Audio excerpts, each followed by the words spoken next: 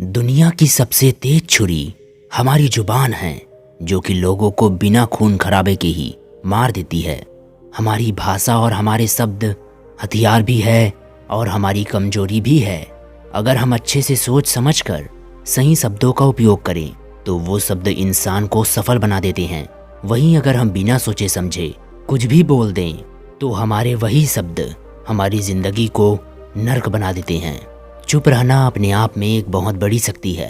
आप चुप रहकर बहुत कुछ हासिल कर सकते हो। अब आप सब ये सोच रहे होंगे कि आखिर चुप रहकर हम सफलता कैसे हासिल कर सकते हैं।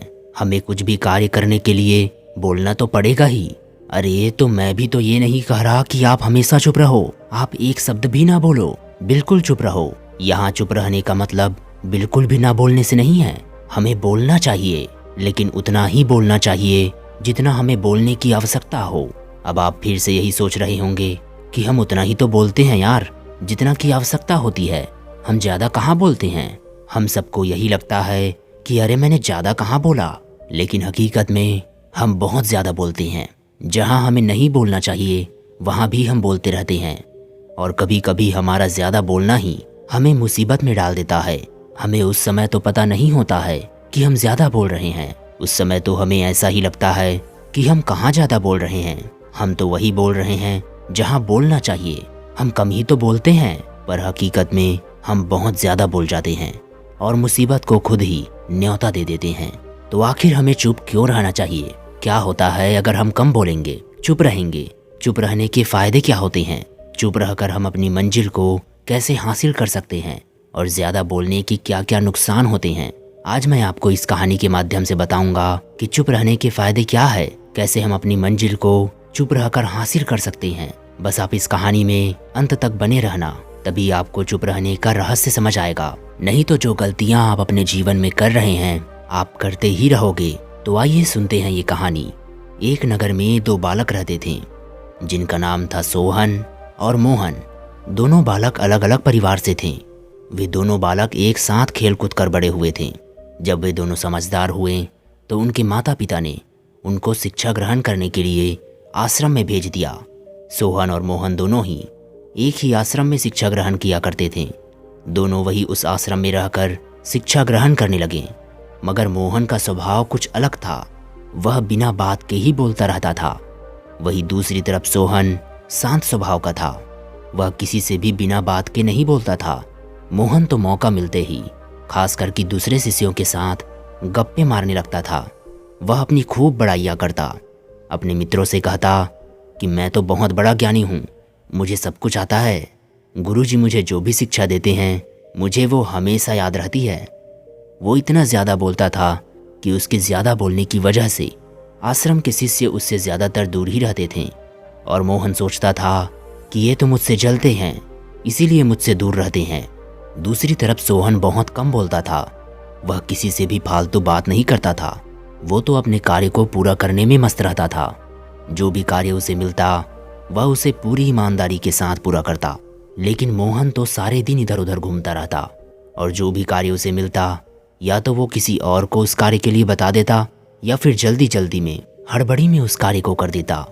आश्रम के सभी शिष्य सोहन को बहुत पसंद करते थे और वही मोहन को कोई भी शिष्य बिल्कुल भी पसंद नहीं करता था। जब गुरु उनको उपदेश देते तब भी मोहन ध्यान से नहीं सुनता और उससे पहले ही गुरु से सवाल करने लग जाता कि गुरुदेव ये कैसे हुआ, ये कैसे होगा। गुरु भी सोचते कि अभी तक तो मैंने अपना उपदेश पूर्ण ही नहीं किया है और ये बीच में ही बोल रहा है। गुरु उसे कुछ भी नहीं बताते और उसे बैठा देते और कहते कि अभी मैं तुम्हें बता दूंगा, मेरी बात अभी पूर्ण नहीं हुई है। जब मेरी बात पूरी हो जाएगी तब तुम प्रश्न करना। जब उपदेश पूरा हो जाता तो मोहन फिर से गुरु से प्रश्न पूछने लगता। वह गुरु से ऐसे ऐसे प्रश्न पूछता जिनका कि कोई मतलब नहीं है। इससे गुरु उसको ज़्यादा पसंद भी नहीं करते थे। वहीं दूसरी तरफ सोहन उपदेशों को बड़े ध्यान से सुनता और सुनने के बाद जब उसे कुछ समझ नहीं आता तो वह बड़े ही आदर भाव के साथ गुरु से कहता कि गुरुदेव मुझे यह समझ नहीं आया। तो गुरुदेव उसे बड़े ही प्रेम से उसके प्रश्न का उसे जवाब देते। गुरु सोहन से बहुत प्रेम करते थे। पूरे आश्रम में गुरु का प्रिय शिष्य सोहन ही था, क्योंकि वह कभी भी बिना बात के सवाल जवाब नहीं किया करता था। आश्रम की शिक्षा पूर्ण होने के बाद सोहन और मोहन दोनों अपने घर लौट आए। मोहन अपने घर आकर अपने परिवार वालों को बताया कि उसने आश्रम में बहुत ज़्यादा ज्ञान अर्जित किया है, वह बहुत काबिल बन चुका है। अब वह इतना काबिल बन चुका है कि वह दूसरों को भी शिक्षा दे सकता है। वहीं दूसरी तरफ सोहन घर आकर अपनों से बड़ों को प्रणाम करता है और उनसे कुछ भी नहीं कहता है। अब सोहन और मोहन दोनों की शिक्षा तो पूरी हो चुकी थी, अब उन्हें अपना व्यवसाय करना था। दोनों ने अपना व्यवसाय भी शुरू कर दिया। लेकिन जब मोहन व्यवसाय करता तो उसके पास ग्राहक सामान खरीदने आते तो वो उनसे बहुत ज़्यादा बोलता। ग्राहक उससे कुछ पूछते तो वह उस बात को घुमा फिराकर ग्राहक को बताता था और बहुत समय लगाता। कभी अपनी बढ़ाइयाँ करता तो कभी अपनी सामान की करता था, पर ग्राहकों को तो सामान खरीदना होता था, उनसे फालतू बात करने थोड़ी आते थे। धीरे धीरे ग्राहक मोहन को नापसंद करने लगे। वहीं दूसरी तरफ सोहन अपने व्यापार को अच्छे से चला रहा था। वह फालतू में किसी से कुछ भी नहीं कहता था। जब ग्राहक उसके पास सामान लेने आता तो वह उन्हें कीमत बताकर सामान को दे देता। उनसे किसी भी प्रकार की कोई फालतू बातें नहीं करता, जिससे ग्राहक सोहन से बहुत प्रभावित होते और उसका व्यापार बहुत अच्छा चलने लग गया। लोग उसी से सामान खरीदने लगे। वही मोहन सोचता कि मेरा व्यापार तो चल ही नहीं रहा, फिर इस सोहन का व्यापार इतने अच्छे से कैसे चल गया। आखिर हम दोनों के पास एक ही तो हुनर है, हमने एक ही जगह से तो शिक्षा ग्रहण की है, साथ साथ खेले हैं, साथ साथ कूदे हैं, फिर मेरा व्यापार क्यों नहीं चल रहा। जब भी मोहन से कोई कुछ बात पूछता तो वह एक लाइन की बात को 100 लाइन बढ़ाकर बताता। लोग उसकी बात सुनते सुनते बोर हो जाते और फिर उससे कभी भी कुछ नहीं पूछते। और वहीं सोहन से अगर कोई कुछ पूछता तो वह उस बात का जवाब कम शब्दों में देता, जितना पूछा है उतना ही बता देता। इससे लोग उससे कभी बोर नहीं होते थे। सभी गांव वाले सोहन की बहुत ही इज्जत करते थे, उसे सम्मान की दृष्टि से देखते थे। वहीं दूसरी तरफ मोहन को कोई भी सम्मान नहीं देता था। मोहन सोचता कि आखिर लोग सोहन को इतनी इज्जत क्यों देते हैं और मुझे क्यों नहीं देते। क्या उसी को सब कुछ आता है? मैंने भी तो उसी के साथ शिक्षा ग्रहण की है, मुझे भी तो उसके बराबर ज्ञान है, फिर लोग उसी से सब कुछ क्यों पूछते हैं, मेरे से कोई कुछ क्यों नहीं पूछता। जब सोहन और मोहन दोनों अपने दोस्तों के साथ होते तो मोहन अपने दोस्तों के साथ खूब बातें करता, इधर उधर की न जाने क्या क्या बातें करता, पर सोहन बिना बात के कुछ भी नहीं बोलता। वह अपने दोस्तों से काम की बात पर ही बोलता, जिससे उनके दोस्त सोहन को ही पसंद करते और मोहन से सब दूर हो जाते।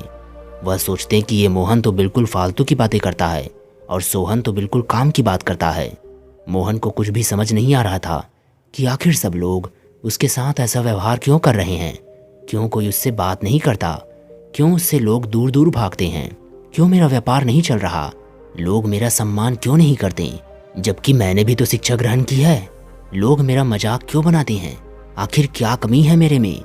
ये सब सोचकर मोहन बहुत ज़्यादा दुखी हो गया। वो सोचने लगा कि आखिर इस सोहन के पास ऐसा क्या है जो मेरे पास नहीं है। आखिर मैं इसी के साथ तो पला बढ़ा हूँ, एक ही साथ तो शिक्षा ग्रहण किया हूँ, इसी के साथ तो व्यापार शुरू किया है मैंने, पर लोग इसकी इज्जत ज़्यादा करते हैं, इससे बात भी ज़्यादा करते हैं, इसकी प्रशंसा भी ज़्यादा करते हैं, जबकि वही लोग मेरा मजाक बनाते हैं, मेरी बुराइयां करते हैं। आखिर ऐसा क्यों है? जब हम साथ साथ शिक्षा ग्रहण कर रहे होते थे तब भी गुरुजी सोहन को ज़्यादा प्रेम करते थे। अब मुझे उन्हीं के पास जाना चाहिए और जानना चाहिए कि आखिर सोहन में ऐसा है क्या जो मुझ में नहीं है। सभी लोग सोहन का बहुत ज़्यादा आदर सम्मान करते हैं, पर मेरा नहीं। यही सोचकर वह मोहन अपने गुरु के आश्रम पहुंच जाता है। वहाँ बौद्ध भिक्षु अपने सभी शिष्यों को उपदेश दे रहे थे। मोहन उपदेश खत्म होने का इंतजार करता है। उपदेश खत्म होने के बाद वह बौद्ध भिक्षु के पास जाता है। भिक्षु मोहन को देखकर उससे पूछते हैं कि क्या हुआ बेटा। बौद्ध भिक्षु की बात सुनकर मोहन उनके चरणों में गिर जाता है और बौद्ध भिक्षु से कहता है कि हे गुरुदेव, सभी लोग मेरा मजाक बनाते हैं, मेरा व्यापार भी ठीक नहीं चल रहा, कोई भी मेरा सम्मान नहीं करता, ना कोई मुझसे बात करना पसंद करता है, सब मेरे से दूर दूर भागते हैं, कोई मेरा आदर सत्कार भी नहीं करता। वहीं सोहन का सब आदर सत्कार करते हैं, उससे अच्छे से बात करते हैं, उसका व्यापार भी बहुत अच्छे से चल रहा है, सब उसका सम्मान करते हैं। पूरे नगर के लोग उसकी प्रशंसा करते हैं, उसके ज्ञान की तारीफ करते हैं, जबकि गुरुदेव हम दोनों ने आपके पास से ही शिक्षा ग्रहण की है, हम दोनों में इतना अंतर क्यों है? आखिर उसके पास ऐसा क्या है जो मेरे पास नहीं है? जो उसने सीखा है वही तो मैंने भी सीखा है। फिर मेरे साथ ऐसा क्यों हो रहा है गुरुदेव? मैं इस बात को लेकर बहुत परेशान हूँ। मेरा व्यापार भी नहीं चल रहा है, घर वाले भी मेरे से ठीक से बात नहीं करते और कोई भी मेरे से बात करना पसंद नहीं करता। मैं इन सब बातों से बहुत दुखी हूँ गुरुदेव। आप मुझे इसका उपाय बताइए गुरुदेव, जिससे मैं भी सोहन की तरह बन सकूं। लोग मेरा भी सम्मान करें, मेरे से बात करें, जिससे मेरा व्यापार ठीक से चल सके। मोहन की बात सुनकर बौद्ध भिक्षु मुस्कुराएं और बोलें कि वत्स, इन सब बातों के पीछे का कारण बस तुम्हारा ज़्यादा बोलना ही है। तुम्हारे ज़्यादा बोलने की वजह से ही लोग तुमसे दूर दूर रहते हैं, तुमसे बात नहीं करते, तुम्हारा आदर सम्मान नहीं करते। जबकि सोहन शांत रहता है, वह तभी बोलता है जब कुछ बोलने की आवश्यकता हो। वह बिना फालतू बातें नहीं करता, वह कभी इधर उधर की बातें नहीं करता। वह उतना ही बोलता है जितना की आवश्यकता हो। इसीलिए सभी उसकी बातें सुनते हैं, उसका आदर सम्मान करते हैं, उसके पास रहने की कोशिश करते हैं। उसके इस व्यवहार के कारण ही लोग उसी से ज़्यादा सामान खरीदते हैं, जिससे उसका व्यापार भी बहुत अच्छे से चल रहा है।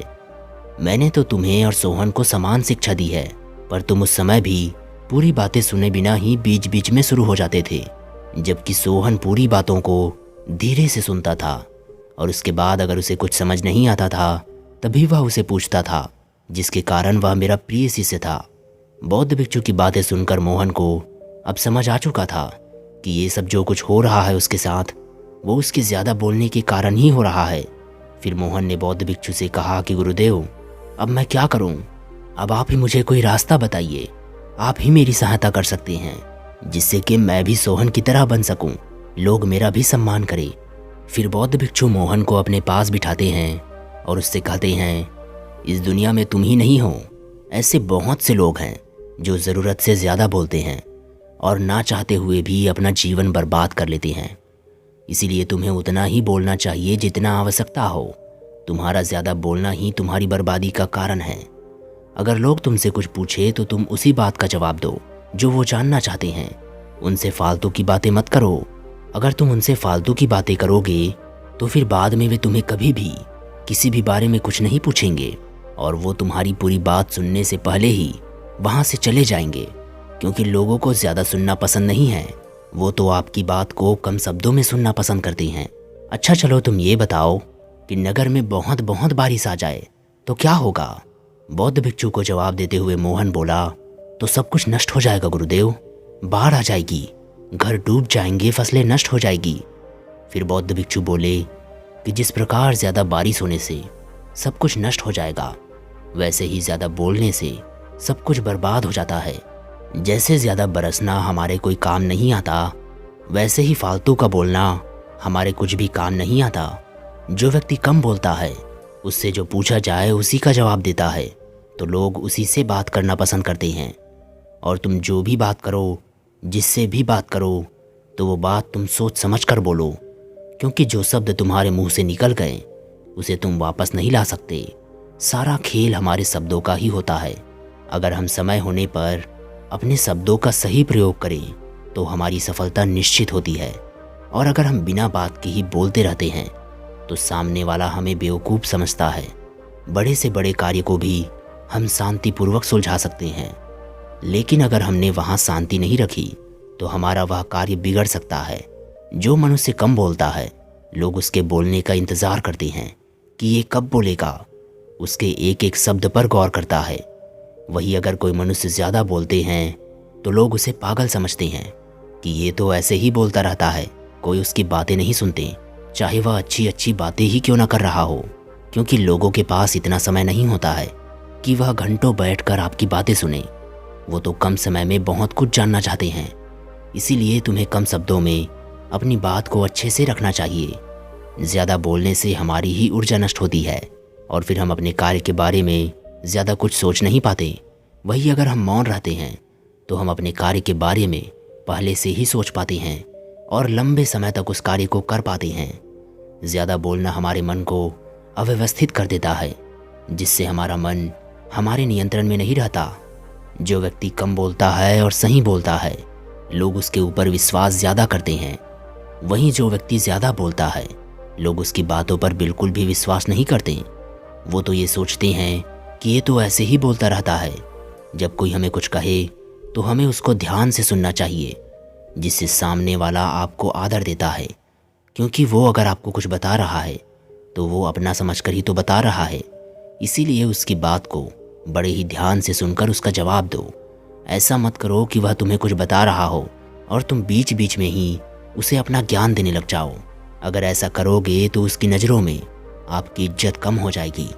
फिर वह कभी भी आपको कुछ नहीं बताएगा।